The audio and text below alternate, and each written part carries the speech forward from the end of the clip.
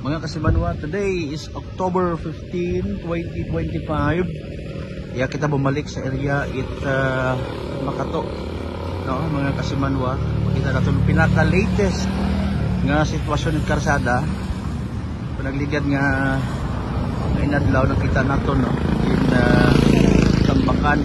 Kung daya karang party karsada, hawa ka ni matapos, wa masiminto.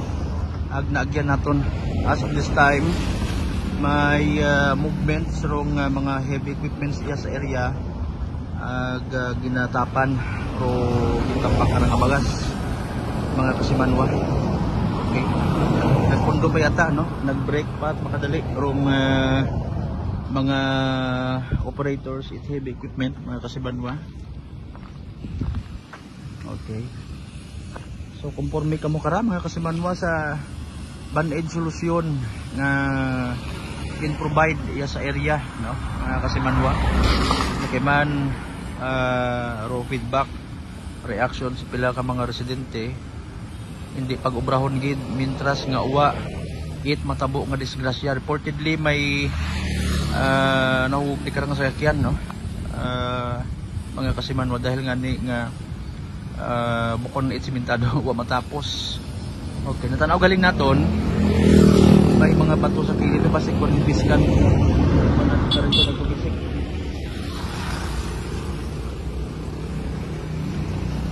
So grapas bagas ruin tambak for the meantime mga kasimanwa ag gin tapan anay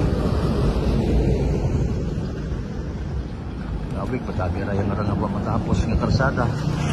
Dumduman ninyo di kararang area gin tamnan it niyog ag saging makaron ha ibagas yung gin tambak mga kasimanwa gandar para yung caterpillar.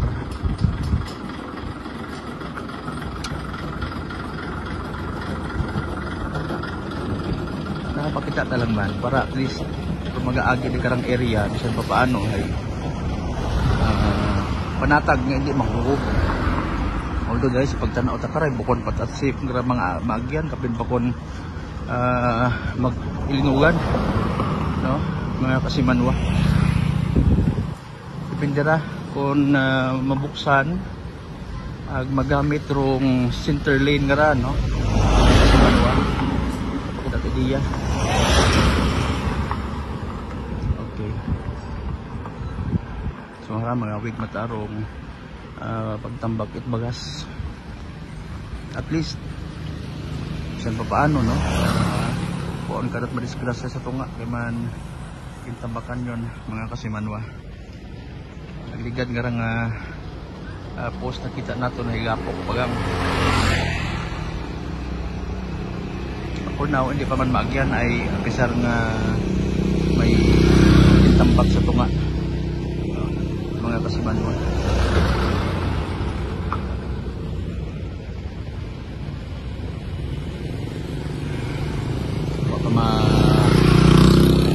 Mayat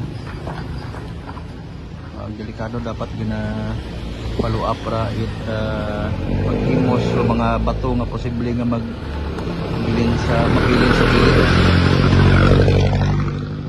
base maging post maninduna ra disgrasya mga kasimanwa matabok kita. So direkta yang naga report take video sa dahil karang area mga kasimanwa sa una namong patrol with kasimanwang Jerome Lastimosa para sa patas ag may tagipuso ni pagpanerbisyo publiko sa man. Ako si Kasimanwang Malbert Deliday number 107.7 Energy FM Kalibo Kasiman Magpapalangga 107.7 Energy FM Kalibo.